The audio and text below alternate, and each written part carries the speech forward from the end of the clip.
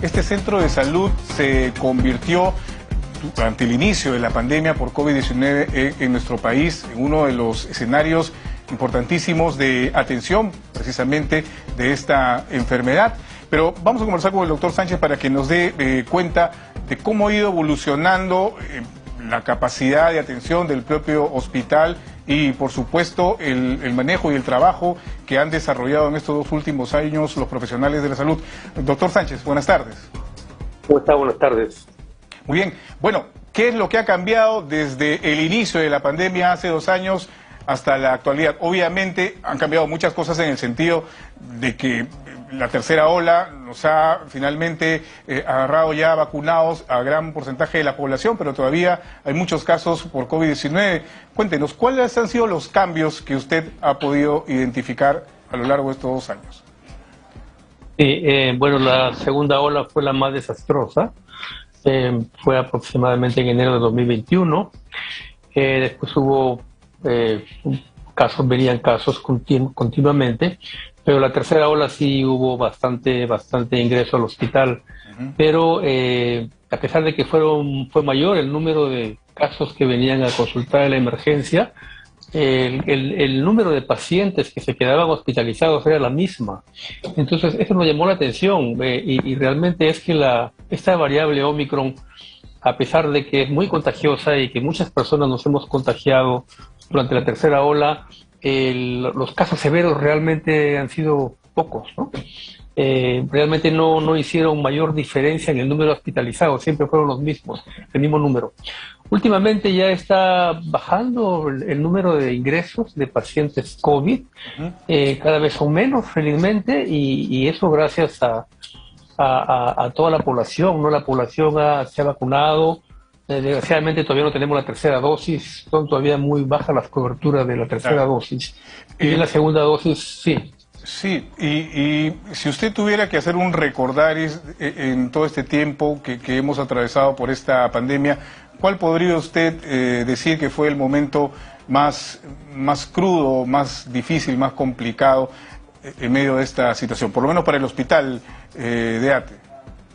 Bueno, la primera ola, ¿no? Porque la primera ola sí realmente nos tomó, pero de sorpresa, y realmente fue muy dura, ¿no? Fue muy duro ver morir pacientes afuera antes de ingresar al hospital o ingresando al hospital. Hay muchas historias que, bueno, hemos hecho una recopilación de historias de los mismos trabajadores de salud, cómo cuentan sus experiencias, cómo fue el nivel de compromiso que hubo en este hospital y en todos los hospitales, el trabajo que se hacía, ¿no? Y lo peor que había mucha ignorancia en ese tiempo de la forma de transmisión. Ahora sabemos que la forma de transmisión básica es la respiratoria. Claro. Y en eso tenemos que cuidarnos. Es básicamente respiratoria. Si bien el lavado de manos es bueno para prevenir otras infecciones, y de paso también un poquito el COVID, pero básicamente el 99.9% se transmite por vía respiratoria, ¿no? Claro. De hecho, el hospital de ATE fue el primer centro de atención exclusiva contra el COVID-19, ¿cierto? Sí, porque al inicio pues era una enfermedad tan desconocida que nadie quería atender pacientes con COVID. Entonces muchos pacientes tuvieron que venir acá. Acá se instaló la primera UCI COVID, que realmente fue la más importante, y realmente tenemos una UCI que realmente, una unidad de cuidados intensivos, que es un modelito realmente a nivel nacional. Es muy buena, está muy bien equipada, y eso lo vamos a tratar de inclusive mejorar para seguir atendiendo a la población, especialmente que necesita este recurso. En ese entonces, ¿cuántas camas UCI poseía el hospital de ATE y cómo ha variado eso en la actualidad?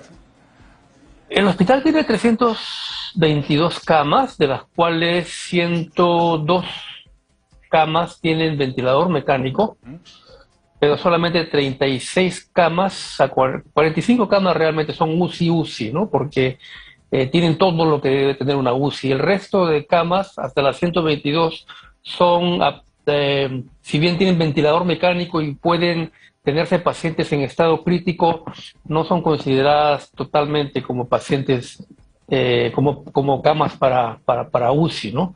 Pero están listas para atender cualquier paciente en estado crítico. Ahora, usted nos ha manifestado hace unos instantes que en esta tercera ola les llamó la atención la cantidad de casos de contagios por COVID-19 que ingresaban incluso al hospital.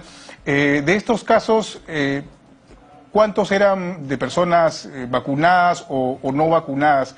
Como para hacernos una idea de cuán efectiva finalmente, bueno, a estas alturas en realidad lo sabemos, ¿no? Pero siempre es bueno reforzar esta idea de la efectividad de las vacunas para evitar contagios o estadios más graves de la enfermedad.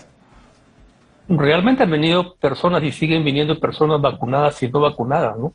Pero las que son no vacunadas son las que más, con mayor probabilidad se hospitalizan porque son casos más graves, ¿no?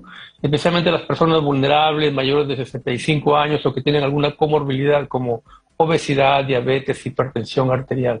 Hemos hecho un estudio en el cual hemos comparado, y acabamos de ver los resultados, fallecidos con personas que no fallecieron, y realmente nos damos cuenta que los fallecidos estadísticamente tienen mucha mayor probabilidad de no haberse vacunado que los que se fueron de alta. Entonces es una evidencia, y en eso debemos trabajar con evidencias de que realmente las vacunas funcionan, ¿no? Claro. Ahora, ¿coincide usted en que estamos en una etapa endémica de la pandemia por COVID-19 con la aparición de Omicron, que tiene unas características particulares, mucho menos agresivas, que atacan las vías superiores, digamos, del aparato respiratorio?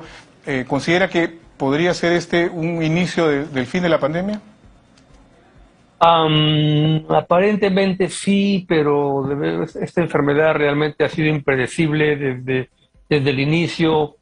Todos nos hemos equivocado, la Organización Mundial de la Salud se ha equivocado, el CDC se ha equivocado, todos se han equivocado, por eso no queremos equivocarnos una vez más. Entonces no cantemos victorias, porque hay otros países en los cuales las coberturas de vacunación, hay en China, ¿no? Ellos han tenido política cero COVID, o sea, realmente hacían que la gente no se infecte, y tienen poca cobertura de vacunas, y ahí ven lo que está pasando ahora, ¿no? Entonces, de estos países donde está circulando el virus pueden salir nuevas cepas, y estas cepas pueden ser más virulentas y nos pueden rebotar, como está pasando, como han visto ustedes que pasa en todo el mundo, ¿no? Lo que sucede en un país viene a otro país, ¿no? Entonces, eso puede suceder, y por eso no debemos estar preparados para cualquier otro repunte de casos.